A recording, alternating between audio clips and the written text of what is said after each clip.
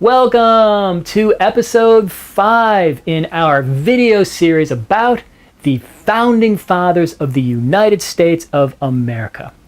Now, if you've been watching the prior videos in this series, you know that this video series is not some dull and boring recitation of facts, but rather we are really getting to know these Founding Fathers and who they were and what they were like as people. So in the prior videos, we established our big board, and we are using this big board to keep track of the 5 central Founding Fathers that we're focusing on in this video series. So we've got Washington, Hamilton, Madison, Adams, and Jefferson. In this episode, we are going to focus on the difficult and controversial issue of slavery. And in particular, we are going to look at each of our 5 central Founding Fathers, and we are going to understand their views and their practices on slavery. So let's jump right in to episode 5.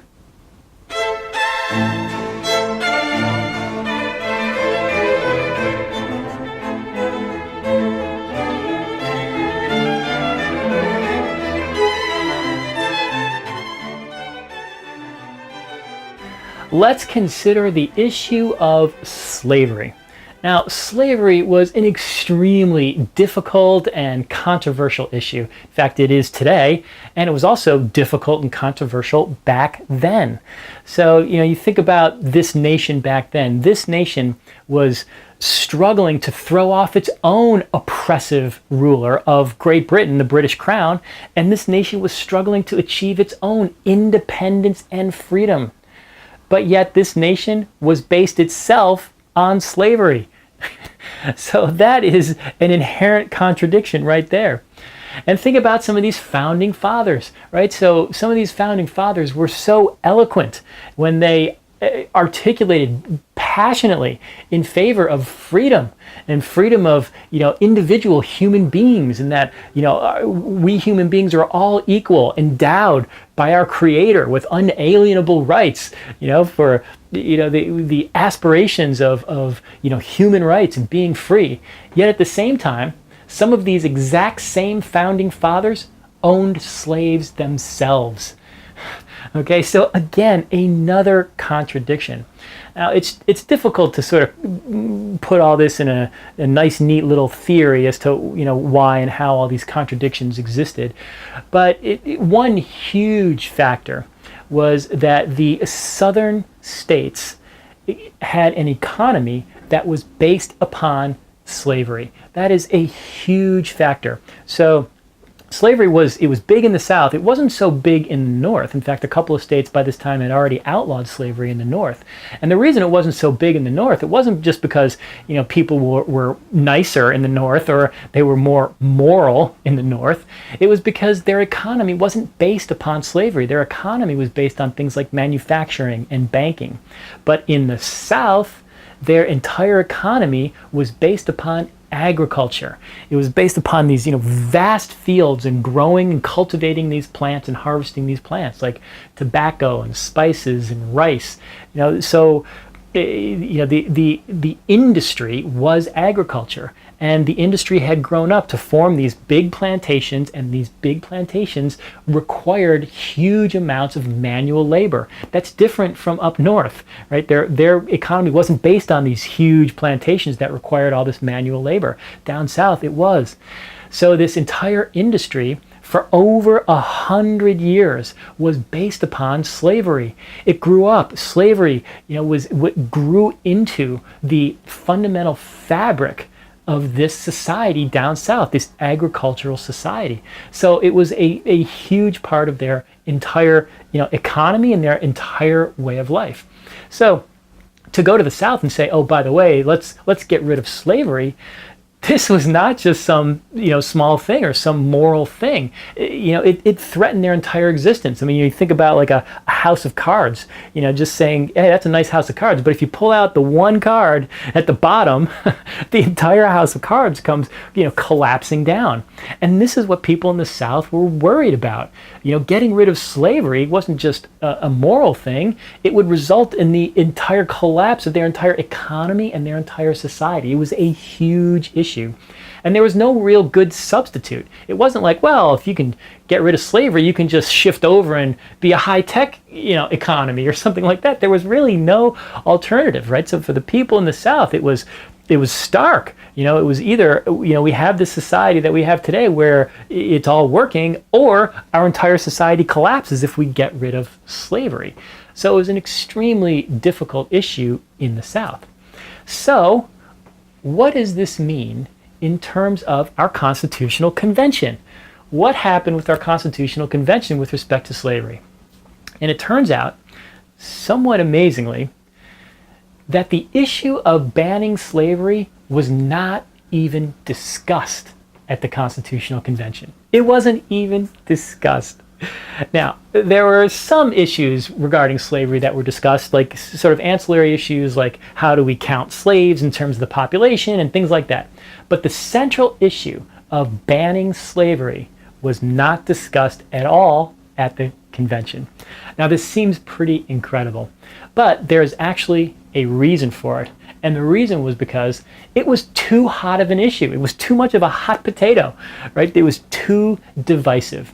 And what the northern people and people who were opposed to slavery, what they feared, and probably rightly so, was that if they would have brought up this issue of, hey, we think it would be a good idea to ban slavery, right away, all the southern states would have just walked away. They would have said, forget it. We're not going to be part of this. We're not going to be part of this Constitutional Convention. We're not going to be part of this overall union. We wanted to be our own nations anyway, so forget it. They would have walked away.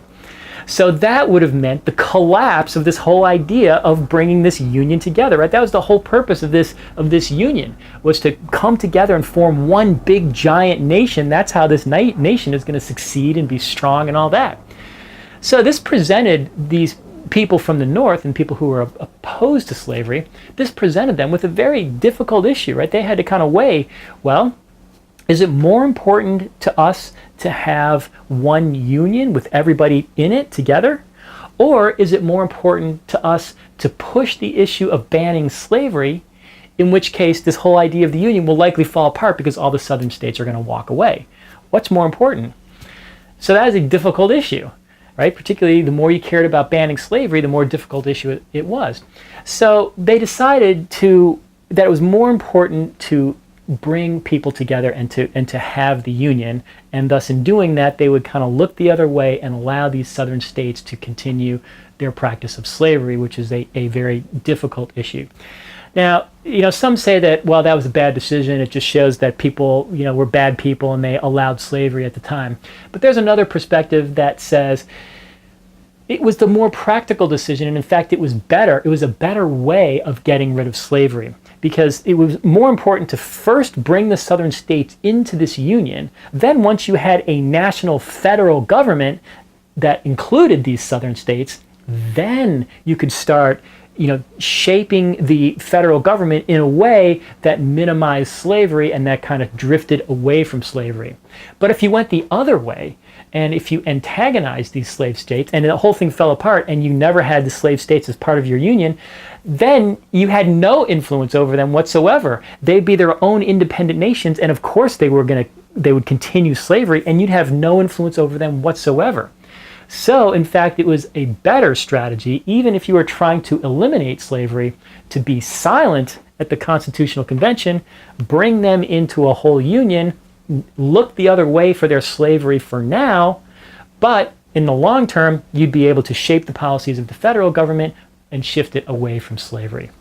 So that was the idea of some of the people who favored, bringing them, favoring the union over insisting on trying to outlaw slavery.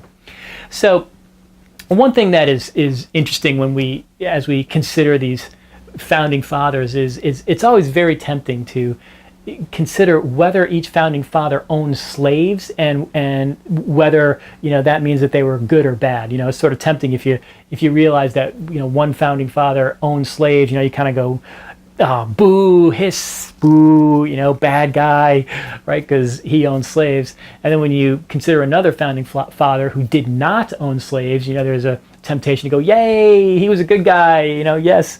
And we're always trying to figure out, which founding father am I more like? Which one do I like the best? Which one had the really good ideas and ideas that I believe in, that kind of thing. And sometimes, slavery steers us one way or another. But we should be careful about that, because it is, slavery was a very complicated issue, and we're better off, not putting all of our eggs in one basket and judging anyone just on that issue alone, because there really were a lot of complicating factors.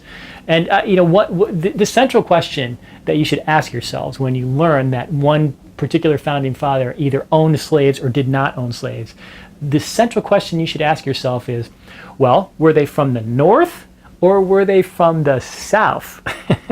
Okay, because that really has a lot to do with it, right? Because if you were from the North, it was easy to be against slavery. It was easy, right? When you were born, you didn't have slaves in your household. You didn't have slaves in your community. Your livelihood was not dependent upon slavery. Your family, was not dependent upon slavery, and your entire society in the North had no slaves. There were no, so it was easy to be against slavery if you were born in the North. If, on the other hand, you were born in the South, it was a completely different picture. So imagine if you were born onto one of these plantations, right? So right from the start, you're surrounded by slaves. You grow up with slaves. It's natural. You're in a household that is supported by slaves, right? Slaves are all around you. Your entire family is supported by slaves. Your livelihood, the livelihood of your family, is all dependent upon slaves. Your plantation is all run by slaves, and it's not just you, your family, and your plantation, but your neighbors. They have plantations too. It's all slaves. Your entire community, your entire society is all based upon slaves. So, to take a position that, oh, let's eliminate slavery, not only would it cause your own personal demise and ruin and that of your family, but also it threatened the entire society that you are in, could cause the collapse of your entire society. So this was not an easy thing to just be against slavery if you were born in the South. It really made a big difference. And as sort of a fun little thought experiment, you can think about, take one of these, founding fathers who was born in the North, who was against slavery, and pretend that they had been born in the South, and think about what their position would have been in those circumstances. Would they still have been against slavery as, strongly as they were? Would they have lived their own lives against slavery? Would they have freed their own slaves? Would they have gotten rid of their own plantations and, plunged themselves and their families into poverty and, potentially the entire society in the South? It seems unlikely that they would have done that. And by the same token, take somebody who was, born in the South and who owned slaves, and pretend that they'd been born in the North. What would they have been like in the North? Would they still have been bad people and owning slaves? Would they have, tried to grab a bunch of people and make them slaves in the North, even though there was no slavery in the North? No, it seems unlikely. It seems that they would have been against slavery had they been born in the North. Right? So if you do a little role reversal as to their positions and where they were born and their circumstances into which they were born, then you kind of realize, well, it's not sure that it's a great idea to judge any particular person based upon whether they own slaves or not without considering the factors that they were born into. So let's consider our big board here, and let's see where our particular founding fathers shake out with respect to slavery. All of these founding fathers were personally opposed to slavery. Yet nonetheless, some of them actually owned slaves.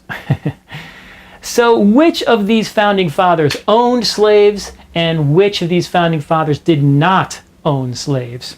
Well, sure enough, it all comes down to where they were from. And it divides evenly along the lines of North and South. So Alexander Hamilton, he was from New York, which is in the North. So Alexander Hamilton did not own any slaves. And similarly, John Adams, he was from Massachusetts, which was in the North. So John Adams did not own any slaves. But these other three guys, George Washington, James Madison, and Thomas Jefferson, they were all from Virginia, which was in the South. So all three of these guys owned slaves, even though all three of them were personally opposed to slavery. So you see the contradiction there. So let's consider the situation of George Washington. So George Washington had this huge plantation, Mount Vernon. So it had a whole bunch of slaves on it. Now the number of slaves would go up and down over time, as is always the case, but in general, there were about 300 slaves on this Mount Vernon plantation. So even though George Washington owned all of these slaves, he was personally opposed to slavery. So he said slavery was morally indefensible and economically unsound. So that's pretty good. But unfortunately, George Washington never made that case publicly. So this is what he believed personally, and this is what he was saying to people in private, but he never made the case against slavery publicly. And that's really too bad because, he could have made a huge difference. He was enormously popular. He was this great hero around the country. He was the first president of the United States. He could have had a huge impact if he would have advocated for abolishing slavery, but he never did. He never did publicly. He remained silent on it. So this just shows what a contradiction this was for these people who were from the South and who owned slaves. They personally despised slavery and believed it was a terrible thing, yet at the same time they couldn't bring themselves to try to really get rid of it. And it's understandable why. There were huge negative consequences. One was personally, right? So this would personally result in the financial ruin of these people, right? They would be giving up their own wealth and privilege because their entire livelihoods depended upon these plantations. The plantations were dependent upon slavery. So if you abolish slavery, that means you're basically giving up your own wealth and privilege. So that was extremely difficult. But also, it was a threat to the society and the social order because the entire society in the South was based upon slavery. So if you try to get rid of slavery, it had the potential to result in your entire society collapsing into chaos. So these people were just had these incredible conflicts that they had to deal with respect to slavery, and this explains why there were so many conflicting positions. It's pretty amazing.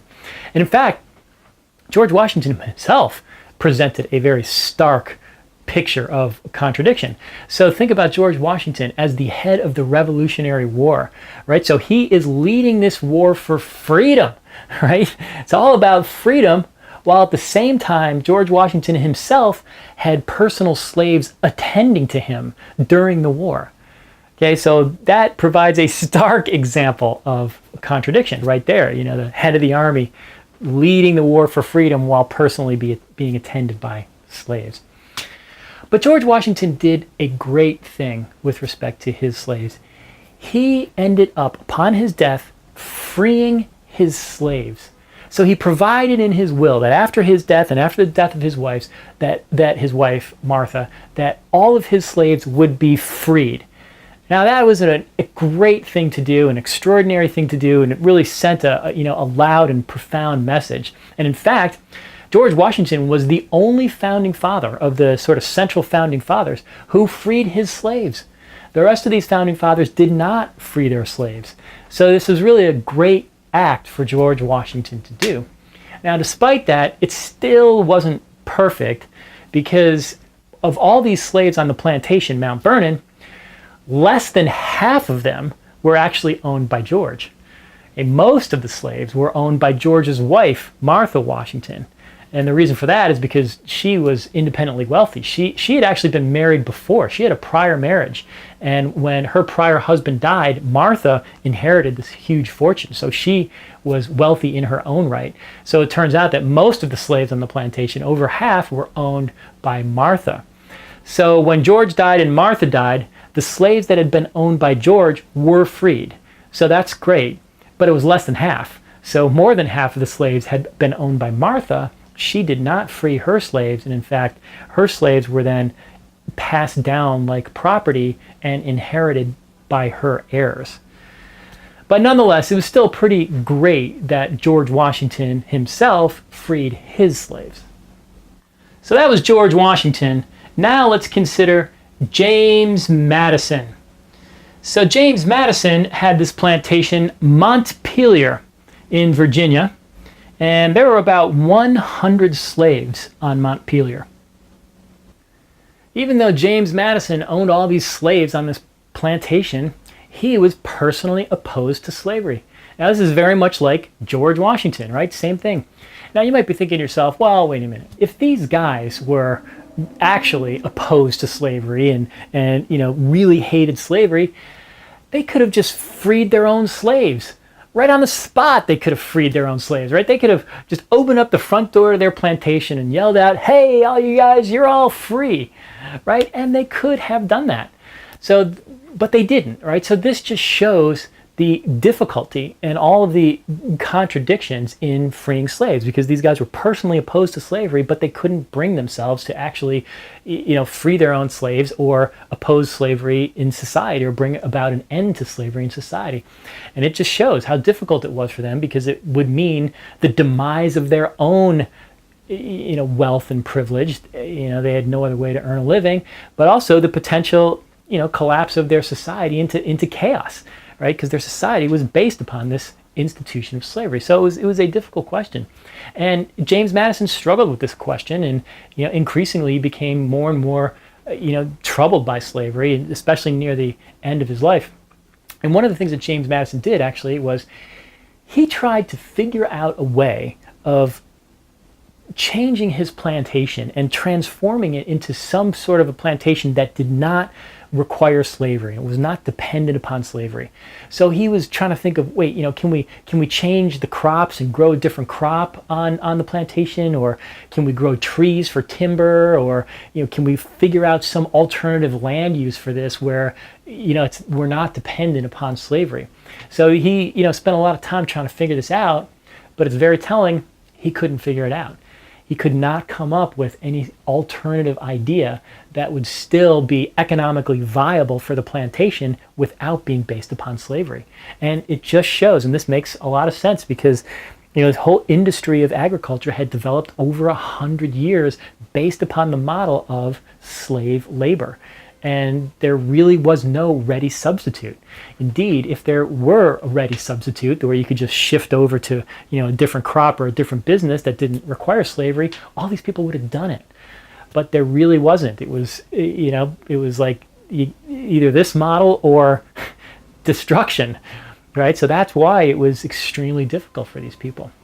So one thing that Madison was in favor of, actually, with respect to the black people, was he was in favor of this idea of colonization.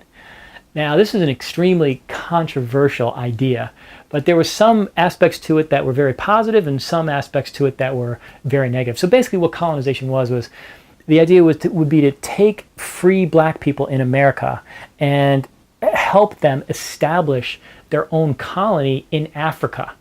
So their own free colony in Africa.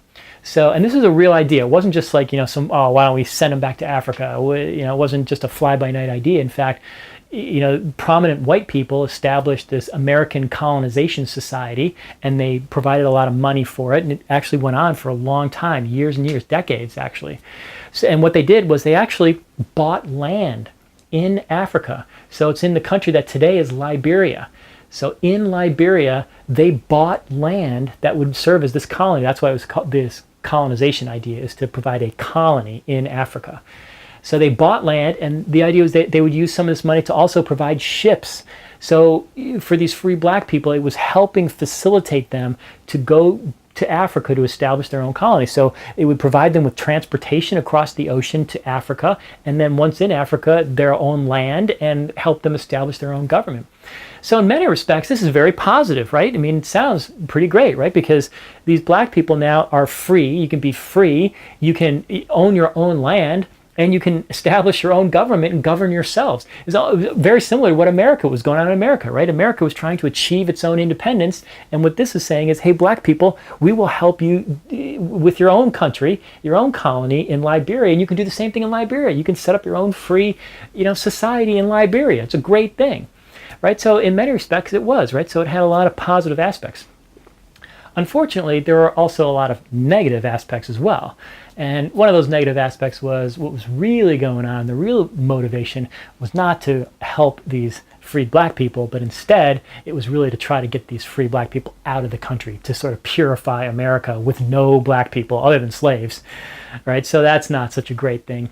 And in fact, it was thought that a number of the slave owners, the reason they were behind this idea of colonization is because they thought it was a threat to slavery to have free black people in America, right? Because slaves would find out about this, and slaves would realize, hey, there's a path to freedom here, and they would start agitating more and more for their freedom so they could be free in America. So that's why the slave owners wanted all black people out of the country who were not slaves. So that's not such a great idea. And the other negative aspect about this was that not all of the black people wanted to go to Africa, right? Some black people wanted to stay in America, right? And this makes sense because they had lived in America all their lives. And not only their lives, but their families as well. Their parents were born in America. Their grandparents were born in America, right? Slavery had been going on for over 100 years. So some of these black people felt that America was their country. So what they really wanted was they wanted to stay in America, be free, so free from slavery, and be treated equal. That's all. That's all they wanted, to be American citizens, right? So sending them back to Africa was not a viable suggestion for them, because to them, that's like kicking them out of their own country and sending them to a foreign country, right? Because they'd never been to Africa before, right? They didn't want to go and live in some foreign land. They wanted to live in their own country of America. So that's another reason why this idea of colonization was, very controversial and was, had some very serious negative aspects. But it was a real idea, and it went on for many years. In fact, another president, President James Monroe, was an advocate of it as well. In fact, James Monroe was a buddy of Madison. So Madison, he was Secretary of State under Madison, Secretary of War, and then James Monroe became president after James Madison. So when James Monroe was president in 1816, he advocated for this idea of colonization as well. And in fact, decades later, Abraham Lincoln, this is like in the 1850s or 60s, he even made a suggestion that, hey, maybe we should do this. Now Lincoln wasn't a huge advocate of it, and he kind of went back and forth, but at one point he did suggest that, hey, maybe we should go in that direction. So it was this real idea that was around for a long period of time. In fact, interestingly, the capital city of Liberia, so the country of Liberia in Africa, its capital city to this very day is named Monrovia. And that is named after James Monroe, who advocated for colonization. Monrovia, right? Amazing. So James Madison was in favor of this colonization. The big takeaway from James Madison is that he also was another one of these plantation owners who owned over 100 slaves, but James Madison was personally opposed to slavery. So that was James Madison. Now let's consider Thomas Jefferson. So Thomas Jefferson owned this big plantation, Monticello, in Virginia. In fact, it was pretty close to James Madison's plantation, Montpelier. So Thomas Jefferson owns this plantation, Monticello, and there were about 125 slaves on Monticello. There is perhaps no greater character who embodies the contradictions inherent in slavery than Thomas Jefferson. This is the guy who drafted the Declaration of Independence. All men are created equal, endowed by their Creator with the unalienable rights of life, liberty, and happiness. And while Thomas Jefferson was composing these glorious words that proclaim universal freedom for everyone, he owned slaves himself. It is an incredible contradiction. The contradiction is profound. I mean, you marvel at how somebody can have these two differing perspectives. It is amazing. Now, Thomas Jefferson's critics say that this shows that Jefferson was a hypocrite, right? He was basically a liar. He was saying one thing about being freedom, free and equality for everyone, but at the same time, he owned slaves himself, so he is not to be believed. They're also saying that what he really meant was he didn't care about black people and he didn't care about slavery. When he was talking about equality for all, what he meant was only white people. He did not mean black people. So this is what the critics say. Now, others disagreed. Others have a different perspective. So another perspective is that no, in fact, Thomas Jefferson did care about black people and he did care about slavery. In fact, he hated slavery. And the reason that he drafted these words with such great universality that applies to everyone, all men are created equal, is because he had slavery in mind. And he wanted this country to aspire to this greatness of treating black people equally. Now, he may have known at the time in his own day that he was not going to achieve it. But the reason he drafted this to apply to everybody is because he wanted this blueprint to serve as a society that would eventually treat everyone equally, including black people. So that is another perspective. And it is true that Thomas Jefferson, he hated slavery. He despised it. I mean, he was another one of these founding fathers who owned slaves themselves, but personally, was opposed to slavery. But nonetheless, Thomas Jefferson took it a step further in that he was not afraid to publicly proclaim his dissatisfaction with slavery. So compare this with, say, George Washington. So remember, George Washington was personally opposed to slavery, but George Washington never went out in public and advocated for abolishing slavery, right? Because to George Washington, it was too sensitive of a topic. But Thomas Jefferson, not so. Thomas Jefferson is out there telling everybody that slavery is a horrible thing, it's destroying this government, and we've got to get rid of it. It's a terrible thing. So that's pretty good that he's out there, proclaiming this. And he did this in a number of ways. In fact, he did it even in the Declaration of Independence itself. So when Jefferson was drafting the Declaration of Independence, he added a provision that was critical of slavery. So one thing that the Declaration did is that it listed a number of items that the colonists were saying that the British Crown was doing bad things to the colonists, right? So the colonists were saying, hey, British Crown, these are all the bad things you did to us, and that's why we are now forced to seek our independence. Well, Jefferson, one of those bad things, Jefferson put in, he said, hey, you British people, when you started this colony, you imposed slavery upon us. You introduced slavery into these colonies. And slavery is a horrible thing. It's a terrible thing. And now we're plagued with slavery. So this is one of the bad things that you did to us. And this is one of the reasons why we now have to seek our independence. Okay, so Jefferson put that right into the Declaration of Independence. Now, that provision did not survive in the final draft. And the reason was because when Jefferson drafted his initial draft, he then shared it with the other founding fathers so they could read it and review it and make comments. And one of the things those other founding fathers did is they struck that provision out. They said, no way, that provision is not going in. Why? Because it was slavery. It was the issue of slavery was too controversial of a topic. It was too much of a hot potato. So these Southern slave owners, Jefferson's colleagues actually, did not want anything critical to appear in the Constitution or in the Declaration of Independence. They did not want it to say that slavery was a problem. So that's why they took it out.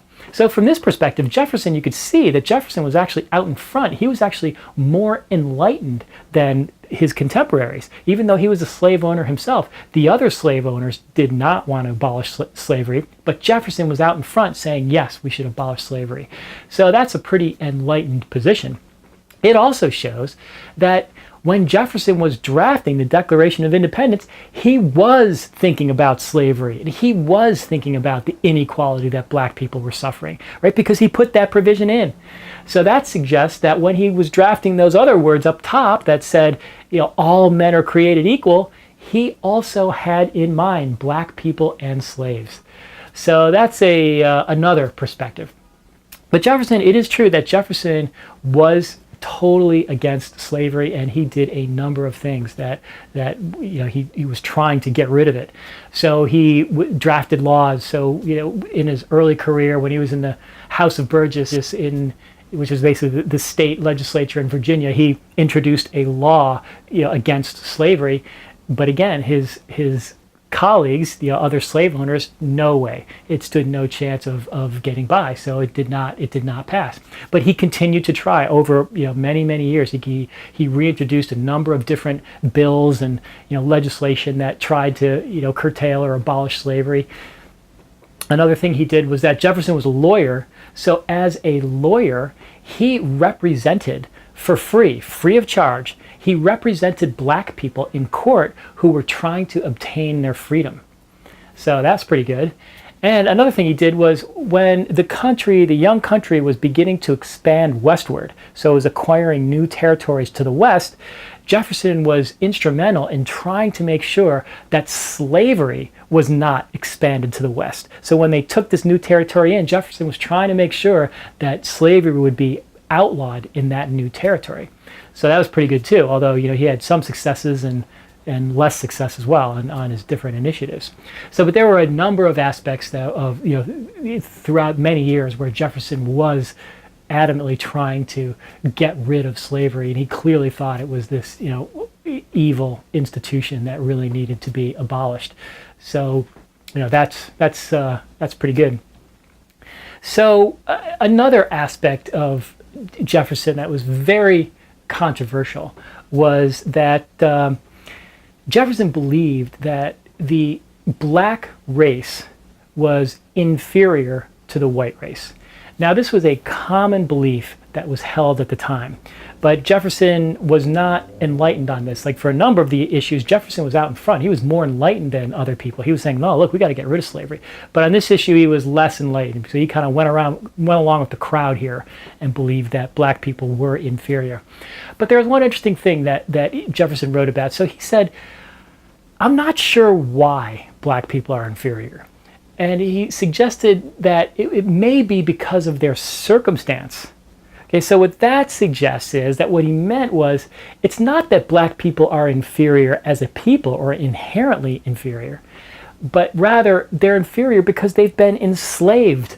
So if you think about it, if you sort of turn the tables and change the circumstances, think about if white people were the ones who were the enslaved and black people were the ones who were their masters. Well, then what? Well, then white people would be the ones who were inferior and black people would be the ones who were superior, right? So Jefferson's suggesting that it's all about the circumstances, and this makes some sense because if you think about if you enslave an entire population for generation after generation, you deprive them of their opportunities to achieve their potential, you deprive them of education, and one race will languish while the other race grows because they have the ability to achieve their potentials and be educated and all that. So that is sort of an interesting perspective, and if that is true, that may indicate that Jefferson did in fact believe that if the races were given equal opportunities, that they would in fact be equal, so that white people were equal to black people. So that's another perspective. But Jefferson did believe also, similar to this belief and according with a lot of people at the time, that black people could not live together in the same society as white people. It just wouldn't work. Their differences were just too great. So Jefferson also wasn't a proponent of this colonization idea where you would help black people be transported out of America and over to Africa and help them establish their own colony on their own land and create their own free society where they would be free, they'd own their own land, they could create their own society. So this was the colonization initiative, which was also very controversial. So another incredible aspect with respect to Jefferson and slavery was this Jefferson-Hemmings controversy. So what this was so in Jefferson's career, there was this journalist. It was this scandal monger journalist who would write these, terrible things about politicians and try to bring them down. And he actually tried to bribe Jefferson. He actually went to Jefferson and said, hey, Jefferson, you better pay me off, because if you don't pay me off, I'm going to write some really bad stuff about you in the newspapers. But Jefferson refused to be bribed. And sure enough, this journalist started writing bad things about Jefferson to besmirch his name. So one of the things that this journalist wrote was that he alleged that Jefferson was having an inappropriate relationship, an affair, with one of the slave girls on his plantation, and that Jefferson had fathered children with this slave girl. Okay, so this caused a little bit of a scandal at the time, but what Jefferson said was he just dismissed it out of hand. He said, this is absurd, it's flat out false, and it's just somebody trying to smear my good name for political purposes. So it did kind of dog him for a little bit in the public, but not so much, because it certainly didn't end his career or anything. And people sort of started to believe Jefferson that, there's no proof of this, and it probably is the case that this journalist is just trying to smear his good name. So it didn't really have a big bad effect on Jefferson's career, even though it did kind of splash a little mud on him. So, but this concept persisted after Jefferson's death. It just would not go away. And one of the reasons was because the descendants of this slave girl, generation after generation, kept maintaining that they were descendants of Jefferson, right? That Jefferson was their father, their grandfather, great-grandfather. They just kept maintaining that they were descendants of Jefferson. So this went on for decades and decades and decades. And the scientists, pretty much, dismissed it, and the historians dismissed it, and saying, oh, look, there's no proof of this. And, Jefferson had this honorable name that, we don't want to besmirch his name when there was no proof of this, scandalous accusation. So for decades and decades, it was sort of dismissed, but it would not go away because these descendants kept insisting that they were descendants of Jefferson. So in recent times, so this was in 1998, so this is 175 years later, the scientists decide, you know what, let's do some DNA testing. And let's see if we can determine this through DNA testing. So what they did was they located a living descendant from Jefferson and his wife. So this living descendant would have Jefferson's genes because it was Jefferson and his wife, okay? So then they also located a living descendant from this slave girl, okay? And so the idea was they would take DNA tests from both people and they would compare them. So what were the results? Well, lo and behold, there was a match. So this suggests that, in fact, Jefferson did have children by one of his slave girls. Okay, I mean, this is incredible. Now, some of the critics point out that this DNA testing was not 100% certain. It did not provide 100% certainty, and that is true. It doesn't provide 100% certainty, but nonetheless, it provides a very high probability. So most people today, most historians and scholars believe that, in fact, Jefferson did father children through this slave girl. So this is really quite an incredible development, but also it is an amazing story of what happened. So what happened was, Jefferson was, in his early life, Jefferson was married. So this was long before this slave girl came along. So when Jefferson was around 20 years old, he was married, and he married his, the love of his life, and they had this wonderful relationship. They were deeply in love. They had this, joyful marriage and relationship. They had a bunch of kids together. There's 6 kids, in fact, although only 2 survived, which, just shows you how difficult life was back then. But they had this wonderful, wonderful relationship. But then, so only 10 years into their marriage, after his wife had her most recent child, tragically, she suddenly died. Okay? So this was devastating to Jefferson. I mean, this was a huge event, a trauma in his life. I mean, he went into a deep depression because he truly loved her.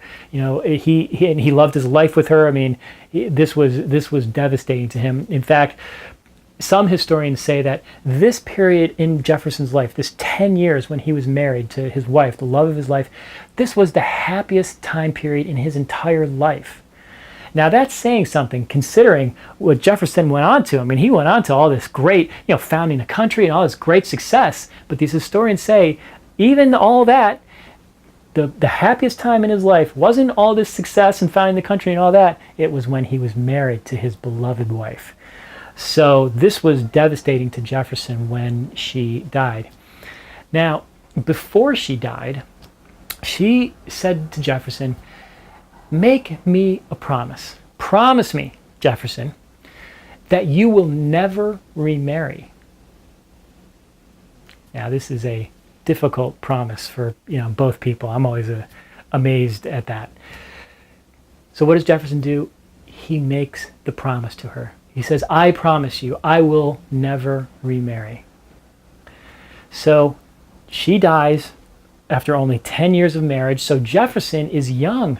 He's only 30 years old, right? So he is this, eligible guy for, remarrying. I mean, he's this eligible bachelor or widower, right? He's young. He's only 30 years old. He's wealthy. He's prominent. He loves life. He's got all these interests. He's dynamic. I mean, this is certainly a prime candidate for marriage. So what does Jefferson do? He honors the promise to his beloved deceased wife. Jefferson never remarries. For the rest of his life, from 30 years old, for the rest of his life, he never remarried. Okay, pretty amazing. So there is this slave girl. Her name is Sally Hemings. And the way she comes into the picture here is incredible. It is just an incredible story. So what happened was, before Jefferson's wife died, so Jefferson married this woman. His wife was also from a prominent family in the area. And in fact, her father, similar to Jefferson, was also a plantation owner and a planter. So he owned this plantation and a bunch of slaves. So when he died, this is Jefferson's wife's father, so Jefferson's father-in-law. When Jefferson's wife's father died, he passed his estate to his daughter and to Jefferson. So Jefferson and Jefferson's wife inherited this estate, and along came with that was a bunch of land, but also over 100 slaves. And one of those slaves was this baby girl, Sally Hemings. So this is how Sally Hemings comes into the life of Jefferson. So she is this baby girl, and she is, on Jefferson's plantation. So she grows up on Jefferson's plantation. Jefferson's the master. She's this, little slave girl growing up on the plantation. So skip ahead here to 15 years later. So 15 years later, this slave girl, Sally Hemings, is now 15 years old or so. So she's now becoming a woman, although she was really a child. Although back then she was more of a woman than a child, although still a child. Nonetheless, she's 15 years old. Jefferson at this point is 45 years old. So he is 30 years older than she. So he's 45, she's 15. And incredibly, she looks almost exactly like Jefferson's beloved wife, who is now deceased. This slave girl looks almost exactly like Jefferson's wife. And it turns out this was no accident. So what happened was, on the prior plantation, remember, she was on the plantation of Jefferson's wife's father. Okay, so what happened is that this guy, Jefferson's wife's father, was also having an affair with one of his slave women, and that resulted in the birth of a child. And who was that child? The child was this baby girl, Sally Hemings, who then got inherited over to Jefferson. So what does that mean? Well, what that means is this slave girl, Sally Hemings, and Jefferson's wife, had the exact same father. They shared the same father. Okay? So this explains why this slave girl looks almost exactly like Jefferson's wife, who is now deceased. I mean, it's incredible. So these two women, the slave girl and Jefferson's wife, they were sisters. I mean, they were half sisters because they each had different mothers, but they had the same father. Okay, so here you have Jefferson now. He's 45 years old, and you've got Sally Hemings, who is now becoming a woman, and she looks almost exactly like Jefferson's wife. And in fact, this slave girl, Sally Hemings, she was 75% white. So she was described as being very fair-skinned. She had long, straight hair, and she was beautiful. So Jefferson, he has not remarried, after his wife died since he was 30 years old, 15 years ago. He's not remarried. And here is this young, beautiful slave girl who looks almost exactly like his wife. So this is when the relationship begins between Jefferson and the slave girl, Sally Hemings. Now back then, it actually wasn't that uncommon for widower plantation owners to have a slave woman as a concubine. So it was not accepted in society. This was not certainly a proper thing to do, but society sort of looked the other way as long as it was kept quiet and secret and discreet. So as long as it wasn't being flouted, then society kind of looked the other way. So this is how this relationship started. Now, this relationship was not just a short thing or a fling or a flash in the pan here. In fact, this relationship lasted for the entire rest of Jefferson's life, his entire life. So this lasted like 35 years. Okay, so the story was, the arrangement was that Jefferson was the master on this plantation, and Sally Hemings she was a domestic servant. She worked inside the mansion. So this was kind of like the highest form of slavery. So, she wasn't out in the fields working, she was in the mansion. So she was, refined, and, she was well clothed and well taken care of, and she kind of had an easier job and, that sort of thing. There is some question as to whether she actually lived in the mansion as well, like slept there. But she was in the mansion, and Jefferson was the master of the plantation, and this relationship went on for 35 years, for the rest of his life. And they had a number of children together. So it's thought that they had 6 children together over the years. Okay, so this is not just some quick relationship here. So this is, only 4 of the children survived, but they had 6 children together over the years. So this is a serious relationship. It is quite incredible. So that is the story with Sally Hemings, this slave girl, and Jefferson having children with her. Now it is an amazing story. I mean, the whole Freudian aspect of it, that they were all connected here, and it was the half sister of his wife is amazing. But it also just shows a number of things. I mean, it shows the difficulty of slavery. All the aspects, the knock-on effects, the sort of the subsequent consequences of slavery. I mean, it's bad enough to be a slave and be in chains and working in the fields, but also you have all these complications of relationships and children being born out of wedlock, and society being rejected, and I mean it was just a big mess. So, but it is also fascinating as another dynamic in Jefferson's life and his relationship to slavery. I mean, it is amazing. So at the end of Jefferson's life, Jefferson did not free his slaves. So remember, this is in contrast to George Washington, right? So George Washington, at the end of his life, George Washington provided in his will that his slaves would be freed. So he freed his slaves upon his death. Jefferson did not do that. He didn't free his slaves during his life. He didn't free his slaves during his death. He freed a couple here and there, but he did not free, the bulk of his slaves. That included Sally Hemings. So when Jefferson died, Sally Hemings is still right there, the slave in the household. And what happened? She ended up being inherited. So transferred down with the rest of the property down to Jefferson's daughter. So Jefferson's daughter, after his death, then becomes the owner of Sally Hemings. Right? It's a little weird.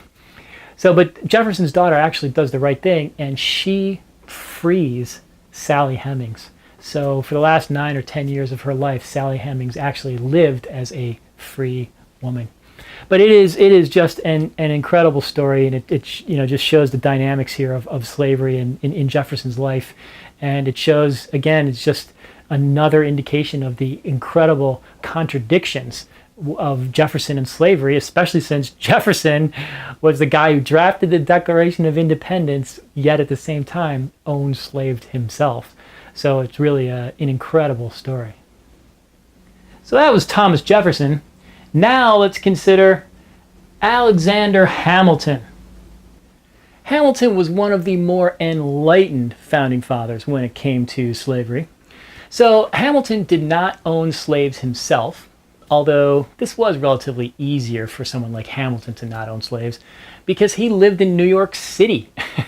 It wasn't like he was born onto this vast plantation where there were already 100 slaves and he inherited them himself. I mean, he went to New York City. He didn't own slaves. He didn't, so it was easier for him to not own slaves.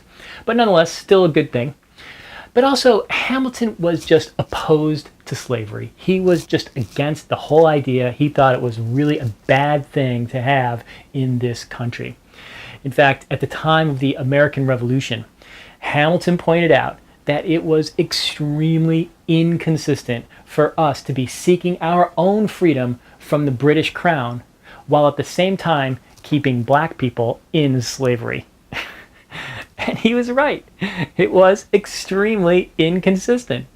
So he hit the nail on the head on that one.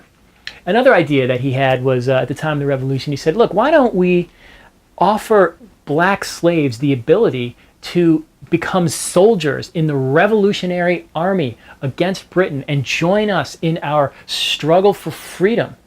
Not only freedom for the new country, but also freedom for these black people. And the idea was that after the Revolutionary War, once we won, once we kicked out Britain, then these black people would be freed and they would be incorporated into, as citizens, incorporated into this new America.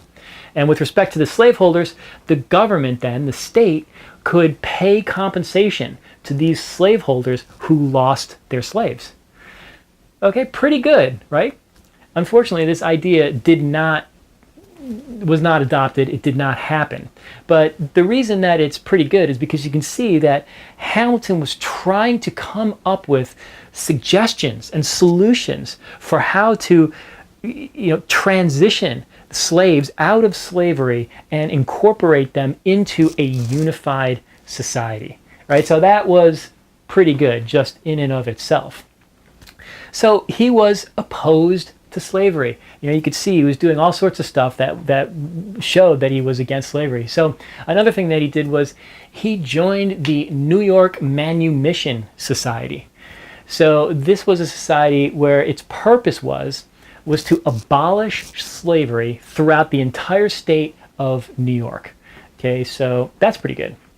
Although it's actually kind of funny because the founders of this society were a bunch of wealthy white men, many of whom owned slaves themselves, including the founder himself. So it was founded by this guy named John Jay, who was also a founding father of the United States, and he was a colleague of Hamilton's. But John Jay founds this society, the New York Manumission Society, against slavery, but John Jay himself owned some slaves. All right, so it's pretty amazing. So now this may seem like a contradiction, slaveholders creating a society to abolish slavery. But it was actually pretty cool if you think about it, because it was, in fact, the slaveholders themselves who were coming together to abolish slavery. They weren't being forced to do it by, a revolution of slaves, like, overthrowing them or something. They were doing it voluntarily on their own, which is actually pretty good, something that they deserve credit for. So the whole idea of this society was that they were trying to figure out how to abolish slavery. And it was a complicated question because you had to do it in a way that was acceptable to all the people in the land, and that would pass the state legislature, that legislation could be formed and then it would actually pass in the state legislature to abolish the slavery, right? So it was not an easy thing to do. So they were coming up with all these proposals about, how to do it, and, do you do it all at once, or do you phase it in? And, if you phase it in, how do you phase it in? And, all these sort of complicated factors. Also, how do you do it legally? Like, what kind of, legal documentation is required, and what would be required for the slaves to prove that they were, freed black people? And it was complicated. So they were hard at work doing all this. They were also like boycotting, businesses and publishers who were not against slavery, and, trying to sort of publicize who was not against slavery to try to build more support for, not patronizing those businesses who were pro-slavery. So they were doing all sorts of stuff. Hamilton was involved in this. In fact, he was involved in the society right from the beginning. And in fact, Hamilton himself even became president of the New York Manumission Society. So you can see he was opposed to slavery, and he was out in public trying to advocate for the abolition of slavery. So that's pretty good. Another thing that Hamilton was opposed to was he was opposed to the forced emigration of black people. So this had to do with this colonization idea. So the colonization idea was, okay, if you free black people, what do you do with them? And the idea was, well, let's help them create their own society in Africa. So let's help them with transportation out of America and establishing land in Africa where they can create their own society. So in some respects, this was a good thing because you're helping black people establish their own free land in Africa. And Hamilton would have been fine with black people who voluntarily wanted to go to Africa, fine. But there was a dark side to this colonization movement, and that was that some people were advocating in favor of kicking out black people. So all black people except for slaves would be kicked out of America and sent to this new colony in Africa. But Hamilton was opposed to that. He said, no, we should not force out any black person from America. Okay, so that's pretty good, because what that suggests is that, in fact, what Hamilton is envisioning is he's envisioning one society where black people and white people can live together in peace and harmony in a unified community. Right, so this is a pretty forward-thinking perspective here, right? And it was against the popular sentiment of the time, right? The popular belief of the time was that black people and white people could never live together in the same society, right? They were too different. The races were too different, and there were prominent people who believed this, like Thomas Jefferson.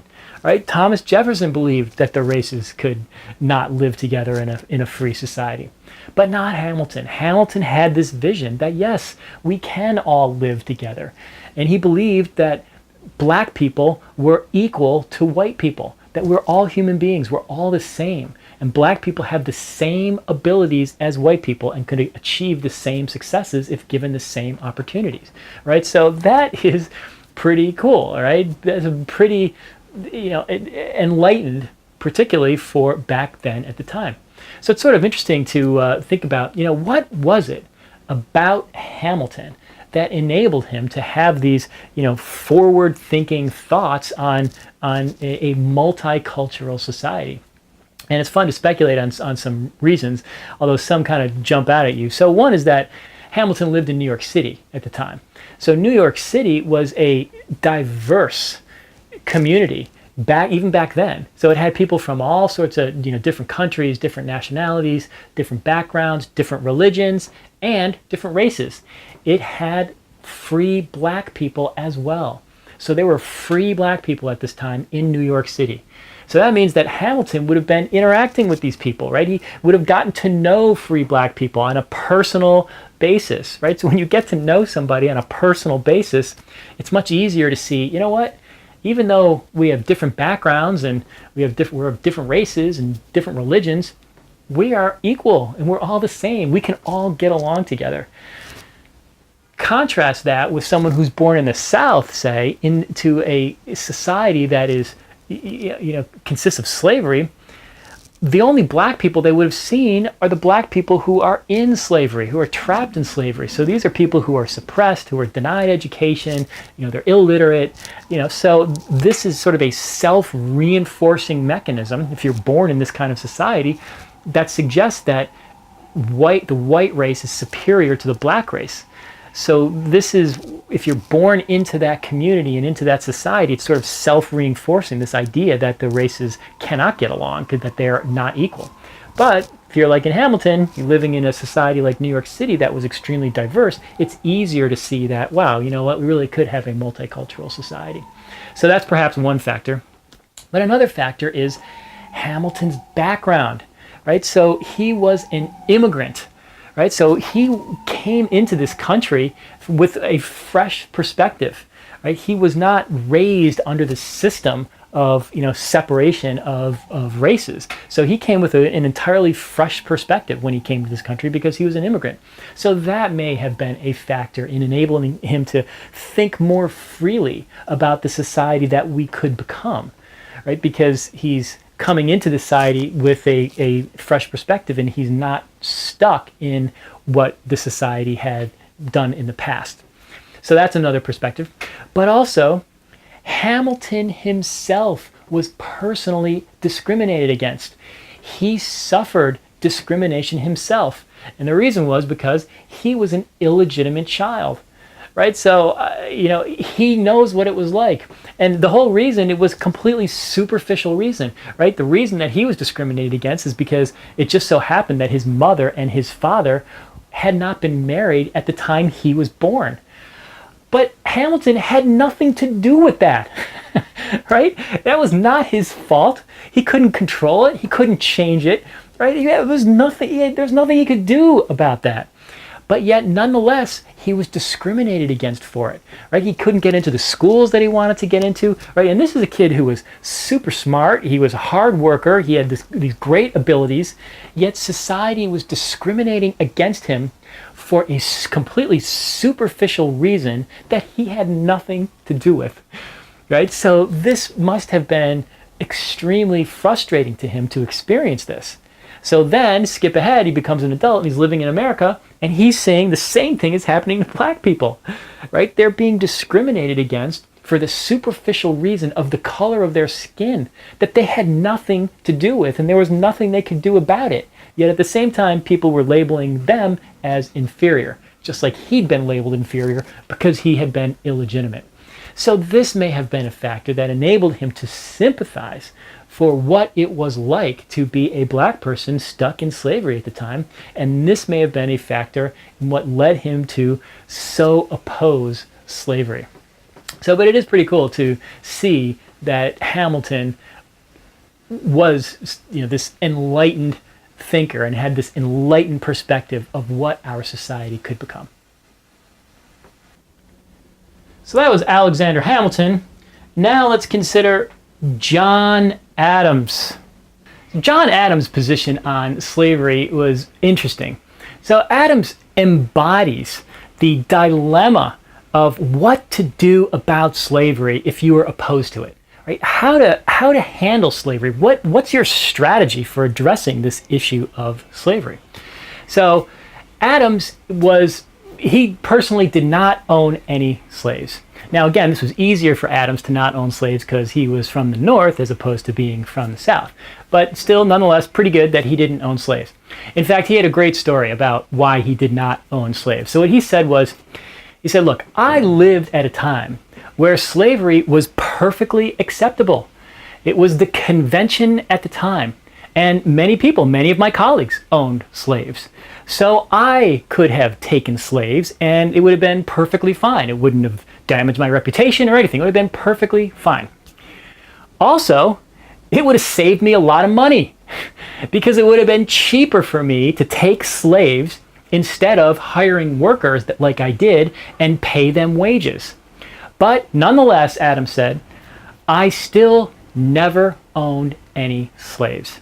And the reason I didn't take any slaves is because it was morally wrong. That's pretty good.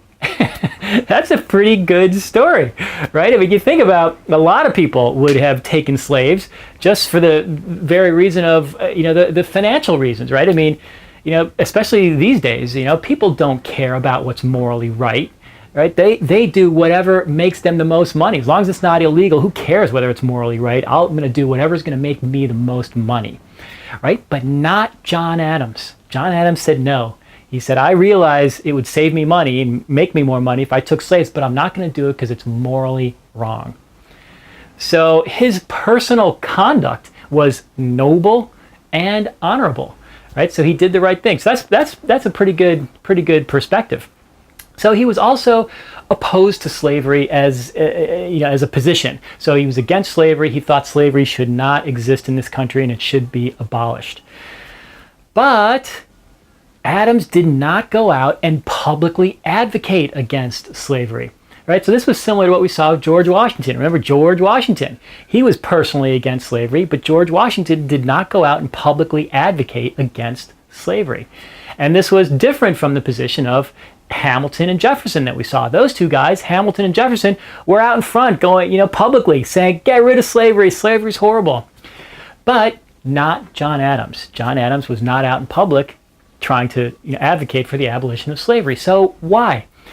And Adams' reason was because he was worried that by being out in front and addressing this issue so head on and in your face was the wrong strategy. It was the wrong way to go about this problem. Because what it would do is it would just cause greater conflicts. It would result in polarizing people on both sides of the issue, right? So trying to abolish slavery would result in people who were not ready to abolish slaves. They would sort of go to their corner and take a hardline position of, no, we need to preserve slavery. And people who wanted to abolish slavery would go to their corner and take a hardline position, and you would have a conflict, right? So you're creating a conflict by forcing this divisive issue. So in Adams's perspective, he thought the best thing to do would be to not push this issue. Don't force the issue. Don't be in your face about trying to abolish slavery. And this must have been difficult because that meant that he was allowing slavery to continue, right? But so the idea is that you sort of sacrifice in the short term in order to achieve a long-term solution. So his idea was you don't push the issue up front. Instead, you look the other way on slavery. You allow slavery to continue, but then over the longer term, you try to push the community away from slavery in a way that was less conflicting, right? That was less confrontational. And that would result in ending slavery sooner, because he also felt like if you push slavery now and it results in conflict, that's not going to end slavery. That conflict is going to take longer to resolve. Instead, if you do not push slavery, look the other way in the short term, but gradually convince people to move the right way, that is going to result in a sooner resolution to slavery and a resolution that is more permanent. So this was his perspective. So you can see the dilemma of how to handle slavery. It was a difficult issue.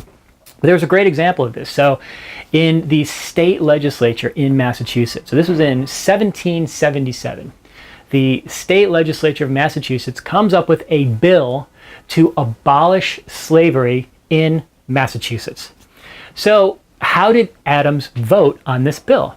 Well, you would think that since he was opposed to slavery, he would vote in favor of the bill, right? To abolish slavery. But actually, no, that's not the way he voted. He was against the bill. Okay, so he voted to continue slavery. Right? You think, wait a minute, what? This is not consistent, right? This is a guy who's against slavery. Why is it? And here's a bill that's at the legislature. Why wouldn't he vote to abolish slavery? And again, this was indicative of his perspective. So he felt that by pushing this issue, even in the state of Massachusetts, by being in your face, there were people in the state of Massachusetts who were not ready to abolish slavery. And this would polarize the two positions, create conflict within Massachusetts, and it would lead to a bigger mess in the future. So what he said at the time is, he said, look, what we need to do is we need to let this issue of slavery sleep for a time. Okay? That's what he said. The issue needs to sleep for a time. So let it ride. Don't push it. Don't create controversy, don't create a conflict, and then over time we will resolve it in a way that's more peaceful. So as it turned out, only 3 years later, in 1780, John Adams himself was a principal drafter of the state constitution. So the Constitution of the state of Massachusetts. So this was not the Constitution that we all think of today. It wasn't the federal Constitution. It wasn't the Constitution that it took place here, that where all 13 states were trying to write a federal Constitution. This was just the Constitution for the state of Massachusetts only. So John Adams was a principal drafter of this Massachusetts state Constitution. And what did he do? He drafted it so that that Constitution led to the abolition of slavery. Okay, so he would likely say that he was right. Right? So back 3 years ago when this law came up to abolish slavery, he said, no, don't do it. Let it sleep for a time. Then only 3 years later, he was able to draft a constitution that resulted in the peaceful abolition of slavery, and that was more permanent. So he would say that even though it was difficult to look the other way on slavery and to allow slavery to continue, it was better in the long term because that resulted in a more permanent abolition of slavery. So this is consistent as to why in the Constitutional Convention here in 1787, 7 years later, they didn't discuss the issue of slavery. I mean, that seems amazing. How could you not discuss the issue of abolishing slavery? It's such a big issue. But this is wise because the Northerners who wanted to abolish slavery took this perspective consistent with John Adams' view that let's not push this issue of slavery now because it's only going to create conflict with the states and we'll lose the southern states and the whole thing's going to fall apart. So we'll look the other way for slavery now, but hopefully over the longer term, we will be able to resolve the issue of slavery in a way that is more peaceful and more permanent. That was the perspective. So you can see this dilemma that was really embodied by John Adams of how best to deal with slavery if you were opposed to it. So that's the scoop on slavery with respect to John Adams. And in fact, that's the scoop on slavery with respect to all of our founding fathers here up on the big board. So as we have seen, slavery was an extremely complicated issue, and it was an extremely difficult and controversial issue.